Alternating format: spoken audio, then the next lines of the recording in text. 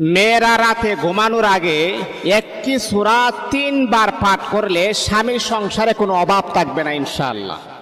আপনি যদি আল্লাহ পাক রব্বুল আলামিনের প্রতি পরিপূর্ণ আস্থা, পরিপূর্ণ বিশ্বাস রেখে আল্লাহ পাকের মহাগ্রন্থ আল কোরআনের ভিতরে এই সূরাটা যদি আপনি 3 বার পাঠ করেন আর বিশ্বাস রাখেন, আল্লাহ তুমি আমাকে সব কিছু দিতে পারো, তুমি অভাব অনটন সব কিছু মিটাই দিতে পারো, এমন তামান্না এমন আশা নিয়ে যদি আপনি পড়তে পারেন, আল্লাহ পাক রব্বুল আলামিন আপনার গোটা ফ্যামিলিটার ভিতরে আমার আল্লাহ বরকত এবং রহমত নাজিল করে দিবেন।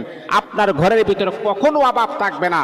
আপনার স্বামীর কামাই রুজির ভিতরে আমার আল্লাহ অনেক অনেক বরকত আমার আল্লাহ দান করে দিবেন। এখন বলতে পারেন হুজুর সূরাটা কি? সূরাটা হচ্ছে খুবই গুরুত্বপূর্ণ একটি সূরা, এটা আমরা সবাই জানি।